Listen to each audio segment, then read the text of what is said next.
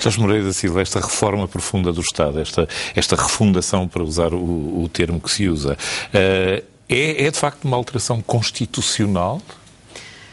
Eu acho que esta discussão é anacrónica. Eu estava a assistir ao debate e é extraordinário como já estamos a começar pelo fim.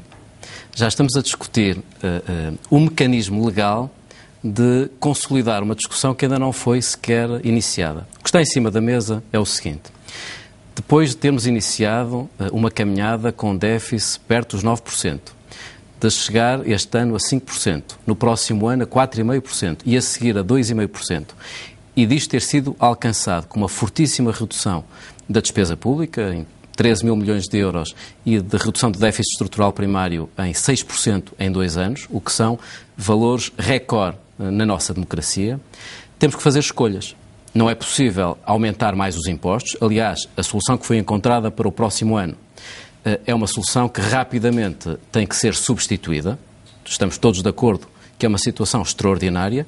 Logo, a questão é saber como é que nós podemos continuar este esforço de consolidação, depois de já ter feito um esforço muito grande do lado da redução da despesa, de uma forma que é notável comparado ao histórico desde 74, como é que é possível fazer, sabendo que muitos dos cortes nos desperdícios, nas gorduras, nos subsídios ilegítimos já estão feitos, podem ser prosseguidos, mas é necessário que o esforço de consolidação orçamental passe agora por uma discussão que é inevitável e que ninguém pode estar num papel que no ambiente se costuma designar, nas questões do ambiente, de NIMBY, que é not in my backyard. Todos querem a redução da despesa, todos falam da redefinição das funções do Estado, mas na hora da verdade, todos os pretextos servem. Ora a Constituição, ora se a carta chegou, se não chegou, se isto estava previamente discutido.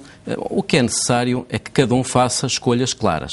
Nós queremos reduzir o peso do Estado na economia. O Estado pesa demasiado na economia, pesa demasiado os nossos impostos, temos que encontrar uma forma de reduzir de forma estrutural a despesa pública.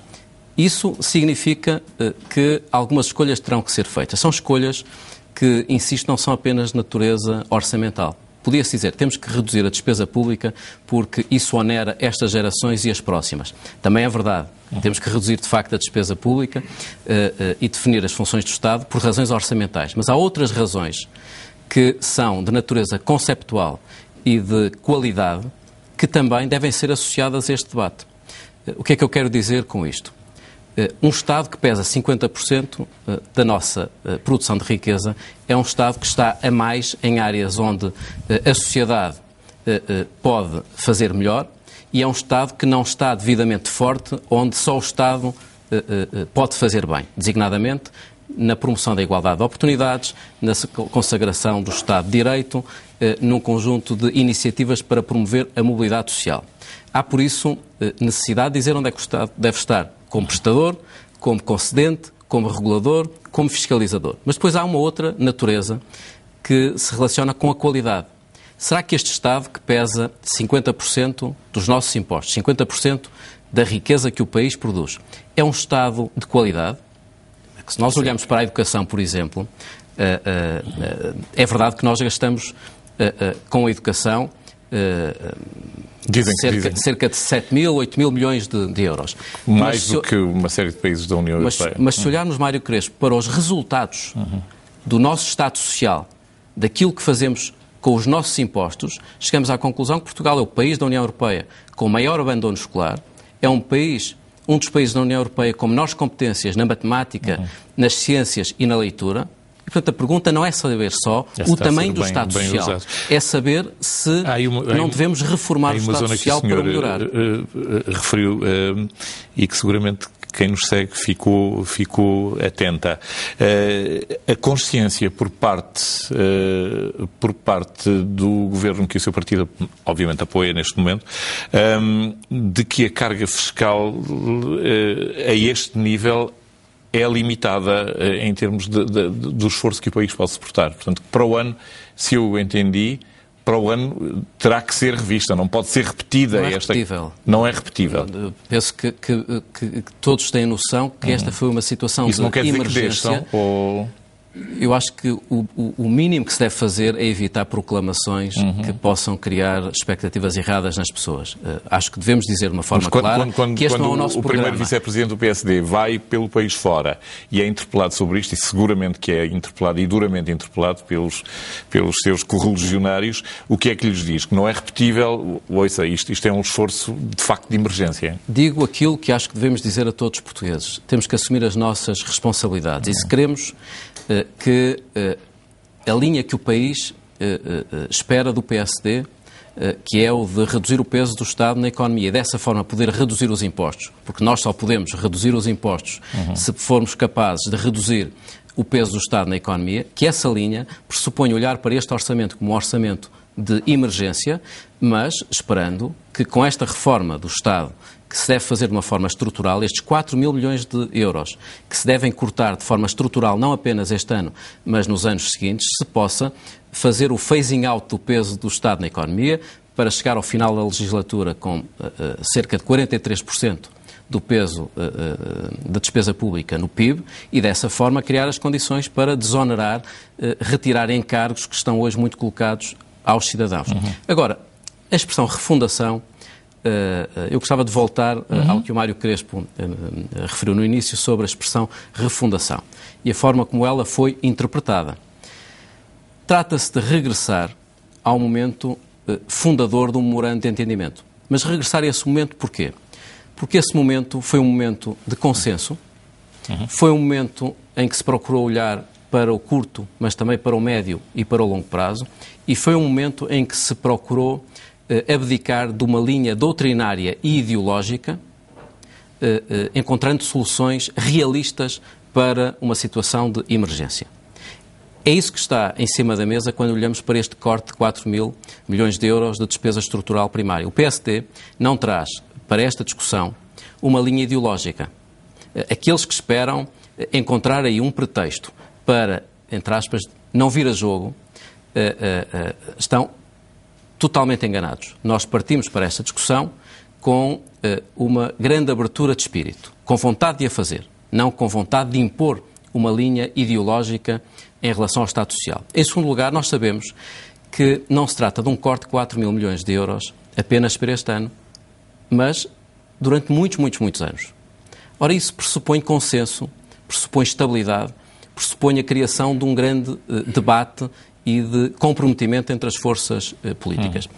Finalmente, é algo que deve envolver uma capacidade de negociação que esteve presente no momento de fundacional do memorando de entendimento. Estão criadas todas as condições para, de uma forma transparente, os partidos poderem apresentar as suas propostas para resolver uma questão que é fundamental. Como é que podemos assegurar que os nossos impostos pagam um Estado de qualidade, tendo noção que quanto menor peso tiver esse Estado, mais na nossa economia, mais rapidamente poderemos regressar a níveis de impostos. A realidade do momento que atravessamos é outra, porque cada vez que os senhores tentam afrontar um setor qualquer, são crucificados em público. Se fala em alterar, por exemplo, o perfil laboral dentro da CP, com 22 sindicatos, passa-vos um comboio por cima. Quem quer que fale que a RTP,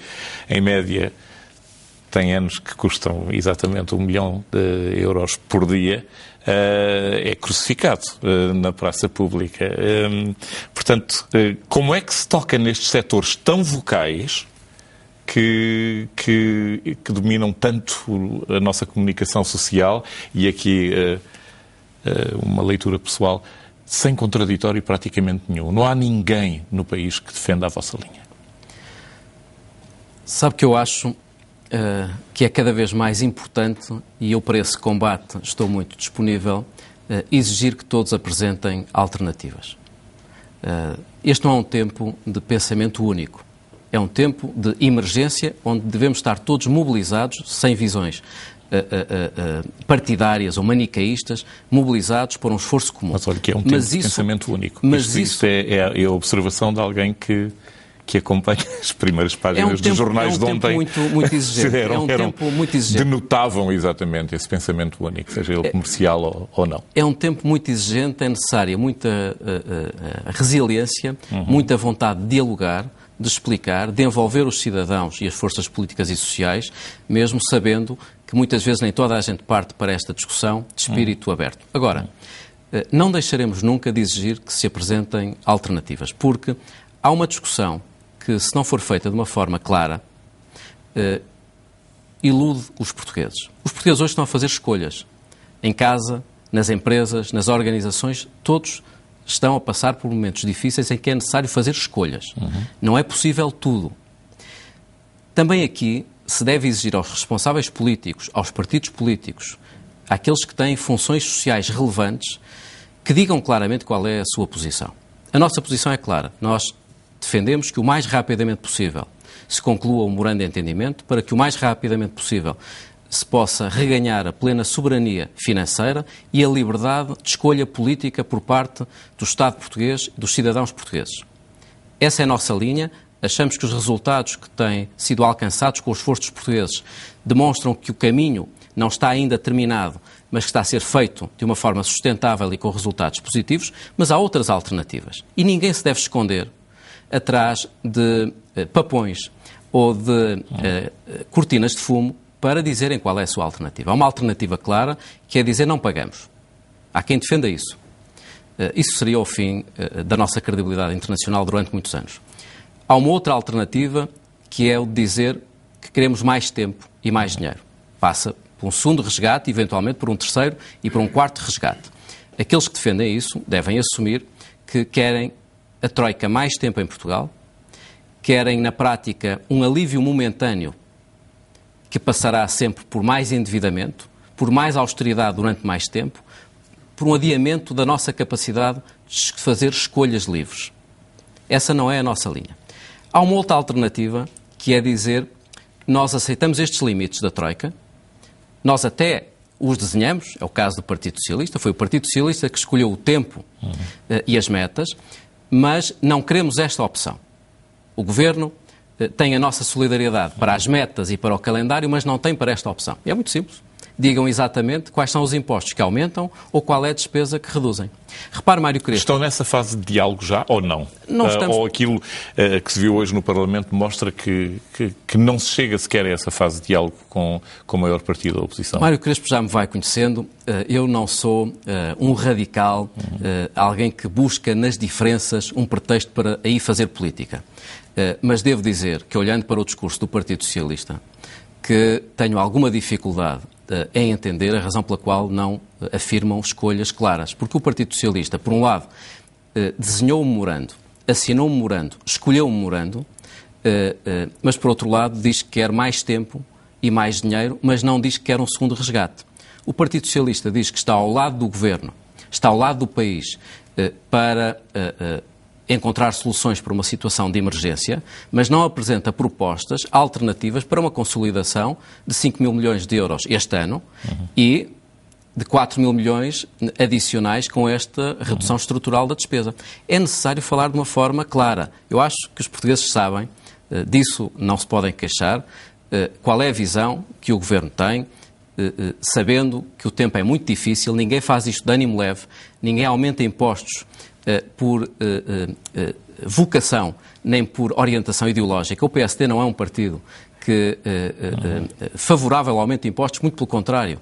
Sabemos, contudo, que é imprescindível, em primeiro lugar, cumprir as metas, pagar o que devemos, no fundo assegurar que o mais depressa possível podemos libertar recursos para a economia. Há uma imagem que as pessoas perceberão facilmente. Portugal é um país que ganha 100, que durante muitos anos gastou 110, que com este governo passou a gastar 108, 105, 104,5 no próximo ano, 102,5 no ano seguinte, mas que deve 120. E eu não consigo entender, confesso, a razão pela qual tantas pessoas têm estado disponíveis no espaço público, sabendo que há resultados positivos desta governação e desta caminhada, ainda assim por dizer aos portugueses, nós não queremos que Portugal, que ganha apenas 100, que apenas gaste 104,5 ou 102,5, queremos que gaste mais, durante mais tempo, sabendo que temos uma dívida de 120 a pagar. Ainda a pagar. O que francamente me surpreende é tanta gente dentro do seu próprio partido, e eu presumo que essa seja a sua primeira audiência com quem o senhor discute estas questões, mas tanta gente importante seja tão crítica e tão vocal, dentro não só dentro do seu partido, pessoas muito respeitáveis, mas que não abonam de modo nenhum nenhuma das linhas que os senhores têm escolhido. E isso é surpreendente. Nunca ouvirá de mim nenhum tipo de sancionamento ou lamúria. As pessoas são livres, fazem as suas escolhas. Eu acho que é importante que a pergunta pode ser esta: isso transtorna a atividade governativa, ou está a transtornar a atividade governativa, ou está a desencorajar a atividade governativa? Todos os senhores têm seguramente ocupações nos setores privados. De resto, a maior parte dos senhores não depende sequer da política para esta função. Havia vida seguramente antes do governo ou da posição política. Isto desencoraja-vos a continuar? Não desencoraja, porque quem está convicto do caminho que faz, sabendo que deve estar sempre disponível para aprender. Há quem garanta que o caminho é para o desastre. E acho que as pessoas devem estar sempre disponíveis. O Primeiro-Ministro tem dado provas notáveis em relação a isso, seja de resiliência, seja de abertura a aperfeiçoamentos. Acho que quem tem responsabilidades, seja no presente, seja porque tem uma relevância social elevada, porque exerceu funções no passado, deve estar sempre disponível para apresentar alternativas e para participar no debate. Está-se a dirigir ao Partido Socialista, necessariamente. E também a todos os militantes do PSD. Todos os militantes do PSD Mário Crespo, eu não quero entrar por aí para não confundir os planos, mas como sabe, eu criei uma organização, uma plataforma cívica para, com 400 pessoas, em que 90% delas não são militantes do PSD, pensar uma visão pós-troika. Isto é, nós temos sempre capacidade para pensarmos apresentando alternativas. Aquilo que eu espero dos partidos, das organizações, mas até de militantes do PSD, que têm apresentado visões diferentes quanto à análise, quanto ao diagnóstico, é que estejam sempre disponíveis para apresentar alternativas. Este não é um tempo em que os nossos talentos possam ser desperdiçados. Nós temos um dia, eu levo isto muito a sério, teremos um dia que responder perante os nossos filhos e perante os nossos netos a uma pergunta que é muito exigente, que é o de saber se num determinado momento da nossa história, com a informação que dispunhamos, com o talento que tínhamos, se fizemos ou não aquilo que devíamos. E acho que para isso é necessário sentir de responsabilidade, abertura, capacidade para pensar e uma grande capacidade para agir e para intervir. E acho que devemos estar todos disponíveis para esse debate. A partir daqui temos que ser mesmo muito sintéticos. Claro que eu tenho presente aquela excelente fotografia sua com o Nuno Melo, um acordo de parceiros de coligação para uma área da projeção política diferente, as autarquias. Tudo a correr bem nessa área. É uma pergunta, obviamente, que eu complementarei com mais outra, mesmo no Porto. O Conselho de Coordenação da Coligação foi constituído, como Mário Crespo se recorda, num momento importante em que surgiram algumas divergências públicas. A primeira decisão do Conselho de Coordenação da Coligação, que do nosso lado é coordenado por mim, do lado do CDS, pelo eurodeputado Nuno Melo, foi organizar as jornadas parlamentares conjuntas. Com o grande apoio e com a decisão partilhada com os líderes parlamentares.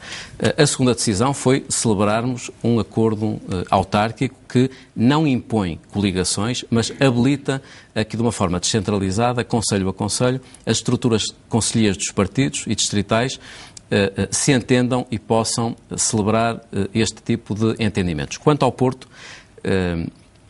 há uma disponibilidade do Dr. Filipe Menezes, aliás, manifestada numa entrevista com o Mário Crespo. É uma disponibilidade importante, eu já o disse ontem, é interessante, é obviamente muito relevante que alguém que foi líder do partido e um autarca com a experiência e os resultados do Dr. Filipe Menezes tenha disponibilizado no momento em que seria mais fácil não se disponibilizar. E, portanto, nós ficamos sempre satisfeitos com a circunstância de militantes destacados e com provas dadas se disponibilizarem. Agora, há um processo natural, que é a estrutura concelhia do PSD do Porto, a distrital, aprovarão o nome e depois a Comissão Política Nacional tratará de fazer a homologação. Essa fase ainda não está concluída e, portanto, eu não queria desenvolver muito esse tema. Quanto à coligação com o CDS, porque foi a questão que me colocou, é claramente uma questão extemporânea, seja porque o candidato não está ainda aprovado, seja porque o PSD não disse no Porto está interessado numa coligação. O CDS do Porto terá manifestado indisponibilidade, mas não se sabe ainda sequer se há um interesse das estruturas concelhias do PSD nessa coligação, se há esse interesse da parte do candidato, o que é que pensam as estruturas distritais. É claramente um tema relativamente ao qual estamos numa fase ainda muito inicial. Acho que não devemos perder de vista a necessidade de fazer destas eleições autárquicas não um mero exercício de escolhas partidárias, mas saber de que forma é que podemos fazer destas eleições autárquicas um momento para aprofundamento das reformas que o país está a fazer, isto é, como é que podemos aprofundar a democracia, como é que podemos tirar partido do empreendedorismo de base local, como é que podemos fomentar a economia verde, como é que podemos combater a desertificação do interior, como é que podemos, no fundo, promover a igualdade de oportunidades numa fase tão exigente das nossas finanças. E esse sim é o debate importante para as autárquicas. Eu, de qualquer modo, aqui, para o registro público ficar exato, vi que utilizou o termo aprovarão, que é um termo de futuro sem qualquer condicional lá, penso, e como eu estou um bocado estruturalista na linguagem, considero que, portanto, o mais provável será que o PSD aprove... O PSD aprovou, no PSD do Porto aprovou um perfil... no qual se conforma que fiquei com a ideia que, no qual encaixa a disponibilidade de candidatura do Dr. Livre Filipe Neves. Mas, obviamente, temos que esperar o final do processo. Acho que isso será divulgado com alguma brevidade. Aqui fica. Muito obrigado por ter aceitado o convite e vindo a este Jornal das 9. Jorge Moreira da Silva. Curto intervalo agora e nós voltamos com o nosso Frente a Frente. Até já.